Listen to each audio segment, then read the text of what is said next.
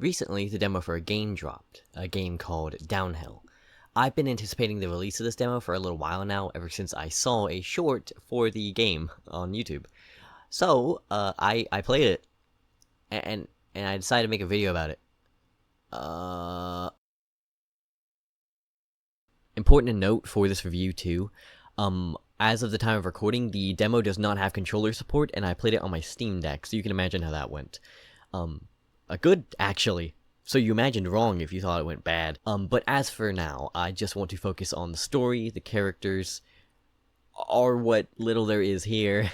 There's not much in the demo itself. It's very short. It's only 30 minutes long. But I definitely think it's worth checking out, especially because they're holding a Kickstarter to fund the rest of the game. So yeah. Spoiler alert, but you should check it out. I think it's pretty good. That is in spite of what I'm going to do later, where I go on an insane tangent about the combat and also the morality system. Stay tuned.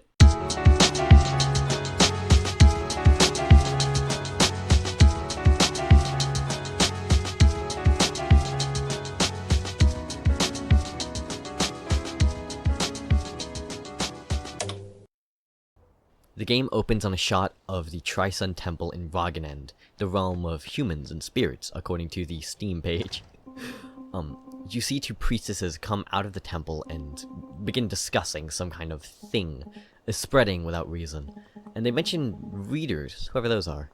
After which Fade, who was walking by with a water bucket, asks what they're talking about, in which they tell her not to worry about it.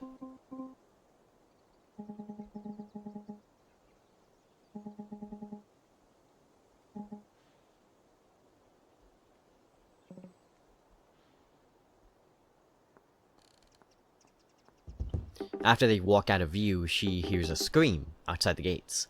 Someone's outside, and he's yelling to be let in.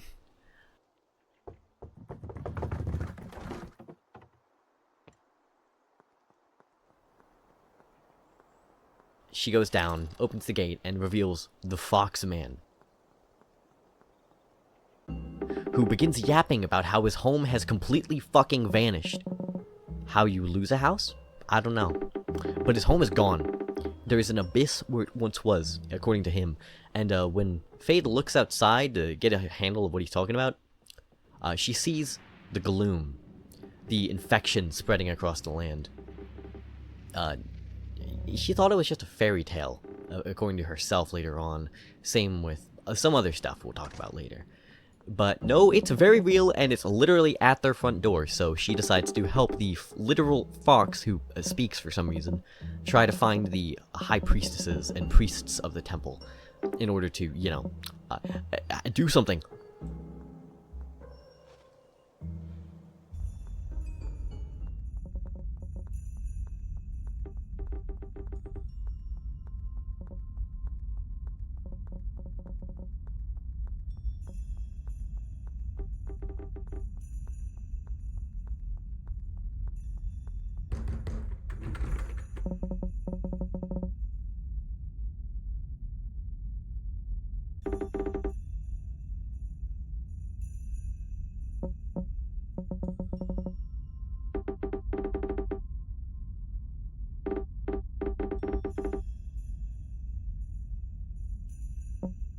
After this, we get a small taste of Fade's history in the temple, mentioning that there is a maintenance ladder she would use to spy on the council when they did their secretive rituals.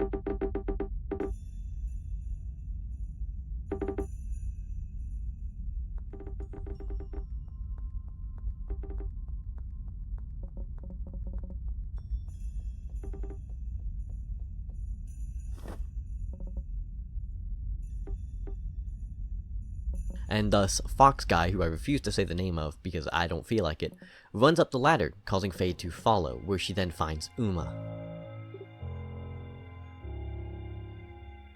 Up on the balcony, Fade and Uma talk for a little bit, Uma mentioning that it brings back memories to see Fade up here, implying a deeper history between the two, that we are not privy to.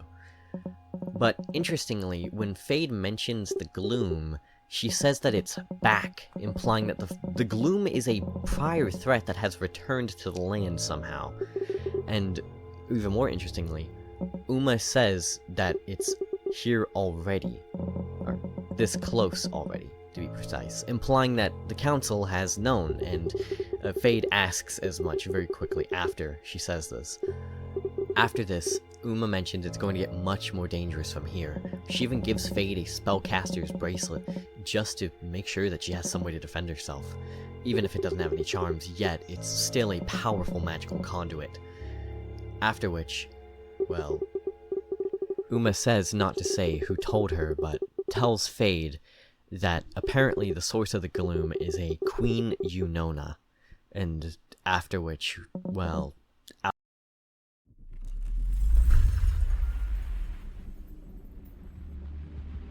the temple's in ruin, the gloom is everywhere, and when all hope seems lost,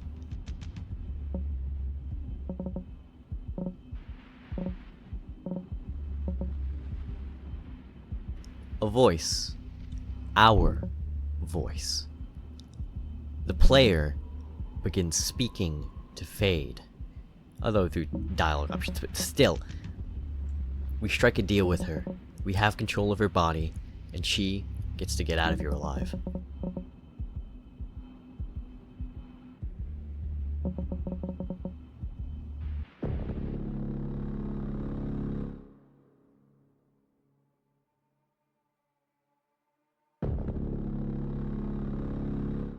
Along with her gnarly new eye and blood saber, Fade now has the ability to night walk between the light and dark dimensions, allowing her to briefly pause time and avoid all damage.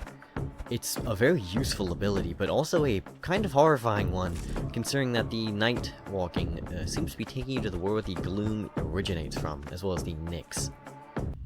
Though, notably in the main menu, or the pause menu, I mean, there's a button that says Night World, implying that we can travel to the Night World at some point in the game, or there's some option related to it. Also, we see our first save crystal, which becomes tainted with blood when we interact with it, and I kept hitting it because I didn't realize it was saving the game, because there isn't like a menu that pops up or like a notification. It just makes a sound and glows a little bit. So, hey, maybe make that a little clearer with like a pop-up that says game saved whenever you save. I think that'd be helpful. We also now have the ability to dash. Well, actually we already had it, but, you know, the game doesn't tutorial you on it until this point. Although, another notable thing I want to mention as you see me enter this combat arena is that I don't have my weapon out, because you have to manually draw your blade in Downhill, which I think is a bad idea. I think that's legitimately a bad idea, because I got killed on my first time here because I didn't know to pull out my sword and fight the guys. I didn't even know what was going on until, like, afterwards, because I thought use sword meant, like, use some kind of ability. But no, you just have to pull out your sword. Honestly, I think a much better way to do things would be to just have the sword automatically pull out whenever you're in a combat zone. Just have like triggers set up to make you pull out the sword, and then triggers set up to make you put it away. You know, combat and civilian zones. Something like that could work. Also, you can see that I kind of suck at the game. I died in this segment like 3 or 4 times. Yeah. Notably, upon death, you have the option to resurrect where you stand. It's a very interesting mechanic to just allow the player to revive wherever they want, but it suffers the penalty of putting Fade through mental anguish. So I never did it because I didn't want to. I was tempted to at the boss fight, but that's just because it was kind of... well, you'll see later. After beating that combat arena, there's 2 minotaurs that Fade asks you to stealth by. I, of course, fucked up the stealth segment and had to fight them both at the same time, which was kind of easy because they aren't... one of their attacks just stuns you. I don't think it does any damage. After killing the 2 minotaurs, there's a brief puzzle segment where you have to night walk in order to pull all 3 levers in time to open the door, because if you just dash, you can't actually do it. Also, you can notice I killed myself because I didn't feel like having to heal, because I forgot how to. I'm kind of dumb. After this, we meet Neil, the extremely suspicious fox merchant, who is apparently one of many, and all of them want a material called Darkstain, which you can only obtain by killing Nyxes.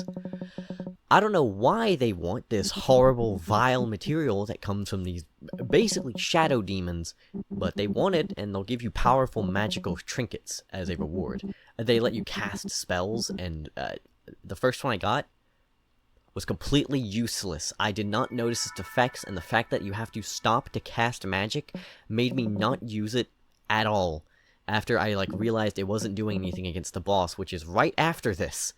Well, not right after, because you gotta kill some guys, but it's still. After killing the guys, we come to our first boss, the Broken Bird. It's a boss, alright. It's fine. It's a serviceable first boss. It fights you, it shoots homing orbs, it summons a cross thing, it summons puddles of gloom. It's fine. It's a serviceable boss. I don't care. I didn't really enjoy the fight, honestly. It just, again, we'll have to get to the issues with the combat, but it just felt kind of like a generic first boss, you know? It didn't really feel unique, despite the I love the sprite work. I love the sprite work, but apart from that, it just kind of felt generic. Even the music here, just listen to it.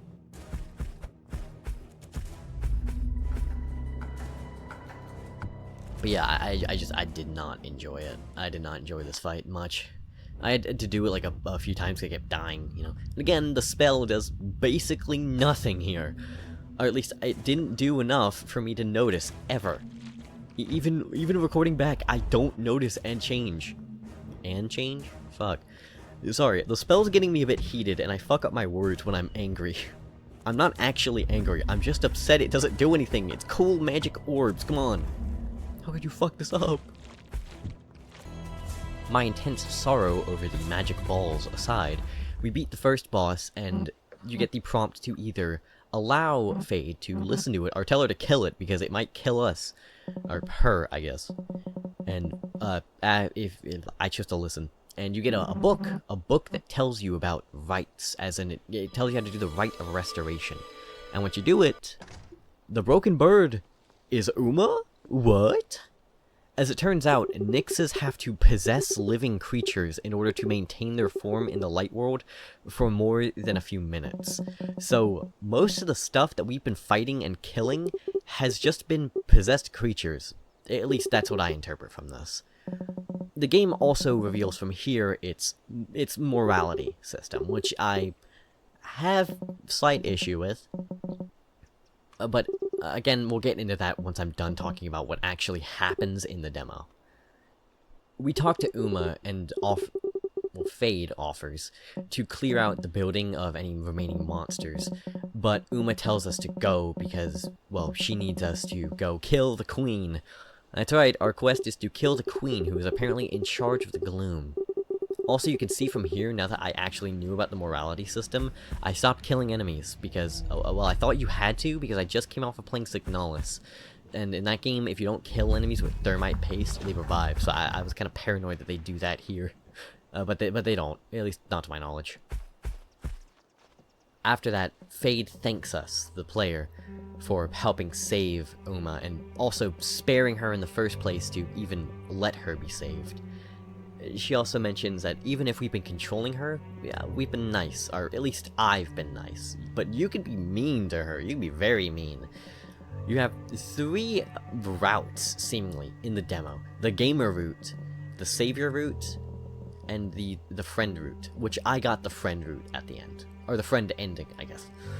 Where, basically, it's established that you two are friends of some sort. Whatever that even means.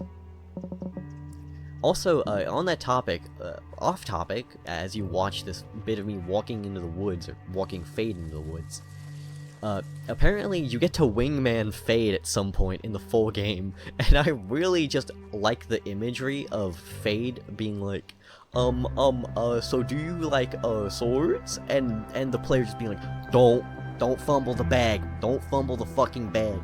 I love that imagery, I love that picture, and I really hope it goes just like that in the full game. But, that's everything that happens in the demo of Downhill, because after this, you get stuck at the title screen. Yeah. Now then, on to my issues with it. Because in spite of how much I like the story, the characters, the artwork, and art direction of the game, I have issues with the combat and also, well, the boss, the only boss, the Broken Bird. I think one of the key contributors to my issues with the combat system is the lack of diagonal sprites, which I know is a weird thing to blame some of the issues for, but genuinely, I think it's one of the reasons why moving and combat feel so stilted and janky. Moving diagonally doesn't feel good in this game. It doesn't feel like you should be able to move diagonally, honestly, half the time, because you just are doing the left walk, but you're going up right or up down left. It's not good. I think, honestly, adding diagonal sprites would help a lot with this issue. Genuinely, I mean that entirely seriously. The combat itself, just the way it flows together, just isn't really good in my opinion, but it's fine, it's serviceable. And admittedly, this is the first game from a new team of developers, to my knowledge, so I'm not gonna be too harsh on it, for obvious reasons. There's a lot of good stuff here. The characters, the sprite work, the writing, they feel like distinct people, at least the four we've met. I don't count the fox as a person, but I guess he technically counts as a character. I just don't like him. I don't like him. Something about him rings me the wrong way. But the fox aside, genuinely, it's a good demo, but the combat definitely needs work, and the boss is a symptom of that. So are the enemies, too. From what I've seen, all enemies move at the exact same speed, which causes them to bunch up a lot. There is like one enemy that's the exception to this, these like dogs that dash back and forth you saw earlier, but other than that, I didn't really notice them moving at like significantly different speeds, or if they did, it wasn't like enough to really make them not like all bunch up all the time. In addition, just the fact that you have to stop to cast magic is not a thing I like, because the magic that we do have, the only spell that I was able to use in the demo, was trash. It was utter dog shit. The magic orbs of death weren't very deathful. And that sucks, because I want magic to be good. I love good magic in a game. That's why the Mage and Dragon's Dogma is one of my favorite things to play in that game. Because of just how good it feels to cast a geyser of fire. And in here, my little magic orbs do basically nothing to enemies. It's more effective to just hack and slash the entire time because magic's damage is minuscule at best. In addition, the morality system is another thing in this that didn't really get time to shine or really do anything, because of the simple fact that, well, it just didn't have time to. You get access to the really roots of it right at the end of the demo, or about the end, right before you go down away from the temple. If it had gotten more time, I think it would have maybe been a bit better in the demo, but again, I don't know, because I didn't get to see that. A key thing to note with the morality system too is that it's supposed to be where if you spare enemies and purify them, they will give you these like little crystals you can spend on getting magic stuff. But those spells are supposed to be weaker than the ones you can get by just killing them. I think it's like a Bioshock sort of deal, kill the little sisters and like harvest all of the things or purify them and get like a little bit. Hopefully they actually like stick through with this and like have playing like as a good guy genuinely handicap you a little bit, because the spells are just not as good on that side. But again, it's just a 30-minute demo. There's not too much to talk about here. Something though I definitely think got a chance to shine in the demo is the relationship of Fade and the player, or at least what's budding between the two in the very start of the game. It's like the prologue, really. A core selling point of Downhill is the relationship between the player and Fade and how it progresses throughout the story. How you can, be kind, be cruel, be authoritarian, different routes you can go down. Undertale. And, it's like a very major point of the game, and I'm glad that there's a good bit of it here, just there in the game already. Or at least the demo. Because it's one of the things I was excited for. One Shot, one of the games that this game was inspired by, does explore that sort of relationship between player and protagonist, through the eyes of, Nico being the, savior of the world, but also technically being its destruction if you decide to have Nico destroy the sun and, not rot away in a world that's basically fake and can't actually heal because it's too far gone. Play One Shot, it's really good. You can definitely feel the tendrils of its inspirations. Hyperlight Drifter, Undertale, and One Shot being the ones mentioned on the Steam page, but there's likely a lot more. And I think that something that the game has managed to do is definitely take that idea, the main idea of player and protagonist relationship, and definitely turn it on its head with, the main character, Fade, being a literal vessel for the player to control. Well, not literal vessel, but in a way a vessel, because, you're puppeting her. She has to do what you want. Because you can force her to do what you want, she'll just hate you for it.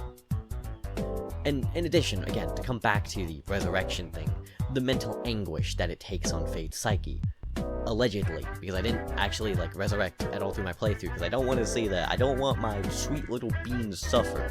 I'm just not that kind of person, man. I'm just not that kind of person. Whoa.